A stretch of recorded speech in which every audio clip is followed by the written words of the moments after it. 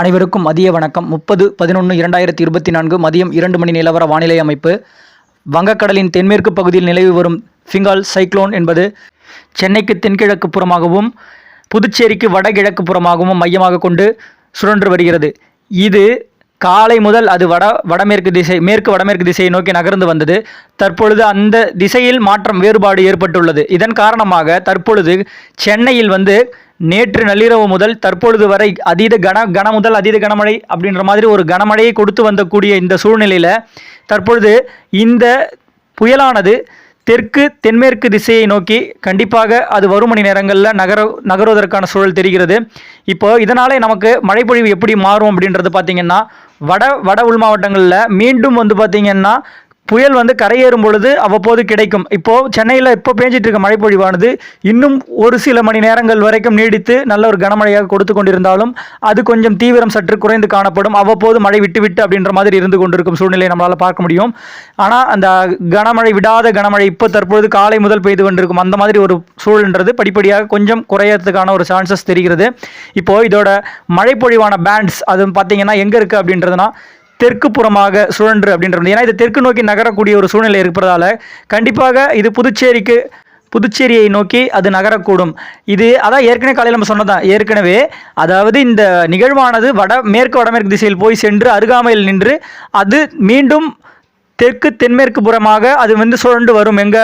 நம்ம புதுச்சேரிக்கு வடக்கு புறமாக இருக்கின்ற மரக்காணம் பகுதி மற்றும் கல்பாக்கம் இடைப்பட்ட பகுதியில் அப்படின்ற மாதிரி ஒரு இடம் அப்படின்னோம். அது அவ்வப்போது வேறுபடும் என்று ஏற்கனவே சொன்னது தான். என்ன நம்ம காலையில் நம்ம எதிர்பார்த்தது அப்படின்னா இந்த வெப்ப நீரோட்டம் அதற்கு சாதக சூழ்நிலை இருக்கிறதால அது ஒரு தீவிரமடைகிறதுக்கான ஒரு சூழ்நிலை ஏற்படும் என்று நம்ம கணிச்சிருந்தோம். ஆனால் பார்த்திங்கன்னா அது தீவிரம் ஏற்பட்டது. அது ஆனால் கடலிலேயே ஒரு 110 கிலோமீட்டர் அளவுக்கு அப்படின்ற அளவுக்கு சுற்றுச்சு. கண்டிப்பாக அது இருந்துச்சு. அது கண்டிப்பாக சென்னையை கரையேறிந்தாலே உங்களுக்கு பார்த்திங்கன்னா, ஏன்னா இப்போ காலையில் நமக்கு பார்த்தாலே தெரிஞ்சுக்கும், அங்கேயே தரைக்காற்றே புயலுக்கு நோக்கிய காற்று ஒரு 80 to 90 அளவுக்கு கடற்கரை ஓரமாக வீசி வந்தது கண்டிப்பாக இருந்திருக்கும். ஆனால் இது அங்கேயே இப்போ தெற்கு காற்றின் முறிவு காரணமாக திசை மாற்றி கொண்டிருக்கும். அந்த காரணத்தினால காற்றின் முறிவு ஏற்பட்டு இது சற்று வலு குறைவதற்கான ஒரு சான்சஸ் இருப்பதால் அப்போ வலு குறையும் போது நம்ம என்ன சொல்லியிருக்கோம், வலுவடைஞ்சால் வடக்க போவோம், வலு குறைஞ்சா தெற்க வரும் அப்படின்றோம். அப்போது இது மீண்டும் வலுவிழந்து அப்படின்ற மாதிரி ஒரு சூழ்நிலை ஏற்படுறதுக்கான ஒரு சூழல். அதாவது புயல் தீவிர புயலாக இருந்தது, கொஞ்சம் சற்று வலுவிழக்கிறது, அவ்வளோதான். ஆனால் புயலாகவே சாதாரண ஒரு புயலாக இதை ஏற்கனவே ஆனால் சொல்லியாச்சு. மழை தரும் நிகழ்வு, அதீத மழை தரும் நிகழ்வு என்றது நம்ம கடந்த 18ஆம் தேதி முதலே நம்ம சொல்லிட்டு இருக்கோம். இது நிலநடுக்கோட்டு தெற்கு பகுதியிலிருந்து மழையை நீராவியை குவிய செய்து கண்டிப்பாக தமிழகத்திற்கு வரும், இது ஆந்திராவிற்கு போகிறோம் அப்படி இருக்குன்றது கண்டிப்பாக அது போகாது, இது நமக்கு தான் அப்படின்றது நம்ம ஏற்கனவே சொல்லிட்டு இருந்தோம். இது நம்மளை வானிலையோடு இணைந்திருந்தவங்களுக்கு பார்த்தீங்கன்னா கண்டிப்பாக தெரிஞ்சிருக்கும்.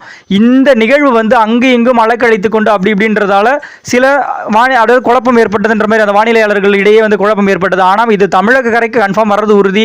ஏன்னா இது உயரழுத்தங்கள் பிடியில் சிக்கிக்கொண்டு அது அங்கே போகாமல் வடக்க போக முற்பட்டு ஆனால் தெற்கே அது திரும்பும் அப்படின்ற மாதிரி தமிழகத்திற்கு திரும்பும் என்று நம்ம ஏற்கனவே சொன்னது தான். அது போலவே தான் இப்போ தற்போது நடந்துட்டு இருக்கு. என்ன இந்த கரையை கடக்கிறதுக்கான இடம் அப்படின்றது அவ்வப்போது இப்படின்னு ஆட்டம் காட்டிட்டு இருக்கு இந்த நிகழ்வுன்னு சொல்லலாம். ஆனால் உண்மையிலே சொல்லணும்னா அந்த நிகழ்வு புதுச்சேரியை மையமாக வச்சு அது அதாவது நிகழ்வு தீவிரமடைந்தால் வடக்கு இருக்கும், அப்படி இல்லைன்னா தெற்கு இருக்கும் நம்ம ஏற்கனவே சொன்னது. ஆனால் நம்மளோட இப்போ தற்போதைய நிலைப்பாடு காலையில் நம்ம சொன்னது அதாவது மரக்காணம் முதல் கல்பாக்கம் இடையே அப்படின்ற மாதிரி அது தற்பொழுது தீவிரம் குறைந்து இப்போ தற்பொழுது புதுச்சேரியை நோக்கி அப்படின்ற மாதிரி கொண்டிருக்கிற சூழ்நிலை வரும் கண்டிப்பாக. அது அதனால் பார்த்தீங்கன்னா கரையை கடப்பது இன்றைக்கும் நாளைக்கு பின் அப்படி இரவு அப்படி எதிர்பார்த்தது கொஞ்சம் சற்று தாமதம் அடைவதற்கான வாய்ப்பு தெரிகிறது. ஆனால் நம்ம எதிர்பார்த்த அந்த வட உள் மாவட்டங்களுக்கு ஒரு நல்ல மழைப்பொழிவு கொடுக்கும் என்று எதிர்பார்த்தோம். அதுபோலவே ஒரு கனமுதல் ஒரு மிக கனமழை அப்படின்ற மாதிரி ஒரு மழைப்பொழிவு கொடுத்து விட்டது. அது இப்போ படிப்படியாக இது தெற்கு நோக்கி முன்னேற வர கண்டிப்பாக மழைப்பொழிவு தொடர்ந்து கொண்டே இருக்கும் நிலையில் டெல்டாவிற்கும் வரும் மணி நேரங்களில் மழைப்பொழிவு கூட அதாவது அதிகரிக்கக்கூடும். அப்போ அரியலூர் பெரம்பலூர் ஆகிய மாவட்டங்களுக்கும் அதுக்கு கூடும். அதுக்கப்புறம் தஞ்சாவூரில் ஒரு சில இடங்களில் திருச்சி வரைக்கும் முன்னேறக்கூடும். அப்புறம் ஏற்கனவே சொன்னது தான் புதுக்கோட்டை ராமநாதபுரம் வரைக்குமே அப்படின்ற மாதிரி. அப்புறம் உள் மாவட்டங்கள் பார்த்துக்கிட்டிங்கன்னா இது கரையேறி போகும்போது அந்த மேற்கு தொடர்ச்சி மலை மாவட்டங்களான கர்நாடக எல்லையோர மாவட்டங்கள் முழுவதுமே மழைப்பொழிவு நல்ல மழைப்பொழிவு கிடைக்கும். இப்போ புதுச்சேரி அதுக்கப்புறம் பார்த்திங்கன்னா கிருஷ்ணகிரி தருமபுரி பகுதிகள் போன்ற பகுதிகளிலும் நல்ல ஒரு மழைப்பொழிவு தற்பொழுது வட மாவட்டம் கொடுத்து கொண்டு இருக்கும். அந்த மழைப்பொழிவும் பார்த்திங்கன்னா படிப்படியாக அப்படின்ற மாதிரி கண்டினியூஸாக இருந்து கொண்டே இருக்கும். இந்த நகர்வு பார்த்திங்கன்னா வரும் மணி நேரங்களில் அது கண்டிப்பாக ஒரு வலுவிழந்து அப்படின்ற மாதிரி ஒரு வலுவிழந்து கொஞ்சம் கரையை கொடுக்கறதுக்கான ஒரு சூழ்நிலை தெரிகிறது. ஆனால் அது எப்படின்னு சொல்ல முடியாது. எந்த நேரத்துலையும் அது வந்து வலுவிடைறதுக்கான, ஏன்னா அது வெப்பநீர் ஓட்டத்தை பொறுத்து எந்த இடத்துல அதுக்கு வந்து பவர் கிடைக்குதோ அது வந்து பவர் கண்டிப்பாக எடுத்துக்கும். ஸோ தற்பொழுது இருக்கிற சூழ்நிலையில் கண்டிப்பாக மழைப்பொழிவு தமிழக கரையில் கொடுத்து கொண்டு இருக்கும். இந்த மழைப்பொழிவு கண்டினியூஸாக இருந்து கொண்டே இருக்கும். சென்னைக்கு கொஞ்சம் சற்று தீவிரம் குறைந்து காணப்படும். வரும் மணி நேரங்களில் தெற்கு பகுதியை நோக்கி மழைப்பொழிவு முன்னேறக்கூடிய சூழ்நிலையாக தெரிகிறது. காற்று என்பது கரையை கடக்கும் இடத்துல வந்து பார்த்திங்கன்னா அவ்வப்போது, அதாவது 90 முதல் 100 கிலோமீட்டர் வரைக்கும் எதிர்பார்க்கலாம். கண்டிப்பாக அதிகபட்சம் அதாவது 80 to 90க்கு மேலே, அதிகபட்சம் போனால் 100 110 அப்படின்ற மாதிரி இருக்கும். கண்டிப்பாக இந்த நிகழ்வால் புயல் வந்து கண்டிப்பாக நாளை கரையை கடப்பதற்கான ஒரு சூழ்நிலை அப்படின்ற மாதிரி, அதாவது அதிகாலை முதல் காலை அப்படின்ற மாதிரி இடைப்பட்ட ஒரு இதில் எது எப்போ வேணாலும் கள சூழ்நிலை மாறும். ஏன்னா வானிலை வந்து இப்போ இல்லை, இந்த புயல் ஆரம்பிச்சதுலேருந்தே பார்த்தீங்கன்னா அது இப்படி அப்படின்ற மாதிரி மாறிக்கிட்டே இருக்கு. ஏன்னா கடல் சார்ந்த காரணிகள் வந்து அதுக்கு திடீர்னு ஒரு உத்வேகத்தை கொடுக்குது, திடீர்னு அது வந்து செயலுக்கு, ஏன்னா இது வந்து காற்று முறிவு ஏற்படும் திசைவாக அப்படி இப்படின்றத ஒரு மாற்றங்கள் ஏற்படுவதால் சில தடுமாற்றங்கள் ஏற்படுகிறது அதில் அந்த புயலுக்கு.